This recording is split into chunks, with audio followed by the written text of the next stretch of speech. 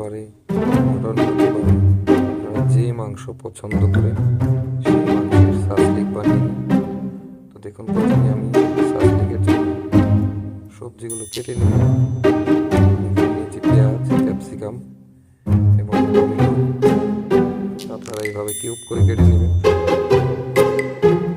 একইভাবে এখানে চিকেন দিয়ে দেখাচ্ছি, চিকেনটাও সেম সাইজের কেটে নেবেন। আপনারা যে কোনো মাংস একই সাইজের কেটে নেবেন। এখানে আমি গার্লিক চপ করে নিলাম, কেন এটা আমি পরে দেখাচ্ছি। ম্যারিনেশনের জন্য দেখুন black pepper, paprika powder, oyster sauce, soya sauce, ketchup, chilli sauce, mustard এবং পরিমাণ মতো লবণ। মাস্টার্ড বলতে আপনাদের সহজ ভাষায় সরিষা বাটা, কিন্তু সরিষাটা একদমই এই সবজিগুলো হালকা মশলা দিয়ে একটু মাখিয়ে নেব। মশলা দিয়ে মাংসের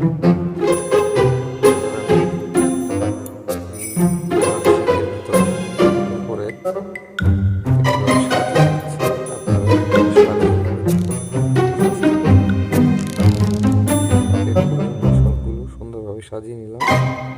দেখুন, এবার আমি গ্যাসের চুলায় একই প্রসেসে এর আগে বারবিকিউর ভিডিওতে দেখিয়েছিলাম, সেম প্রসেসে আমি একটি জালির উপরে একদম মিডিয়াম আঁচে এটাকে সুন্দর করে ঘুরিয়ে ঘুরিয়ে ঘুরিয়ে ঘুরিয়ে এটাকে পাকিয়ে নিব।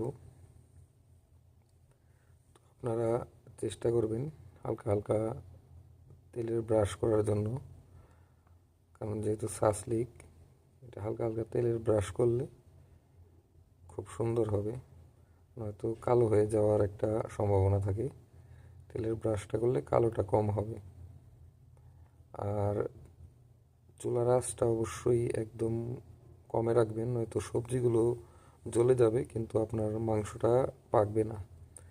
এবং এটা চুলায় দিয়ে অন্য কোনো কাজ করতে যাবেন না, তাহলে নষ্ট হয়ে যাবে। তো আমি সসটা বানিয়ে নেব। পরিমাণ মতো বাটার অয়েল নিয়ে নিলাম, এর মধ্যে দিয়ে দিলাম আমার ওই চপ করা গার্লিকটা। আমি দিয়ে দেবো oyster sauce, chilli sauce, ketchup এবং কিছু ধনিয়া পাতা। তো আমার সসটা রেডি হয়ে গেল। দেখেন, আমি এখানে আরবি ব্রেড ইউজ করেছি। আপনারা যে কোনো আমাদের দেশে তান্দুরি রুটি সাথে খেতে পারেন, আপনারা যেভাবে ভালো মনে করেন, যে রুটির সাথে পরোটার সাথেও খেতে পারেন, বাসায় যেহেতু খাবেন। তো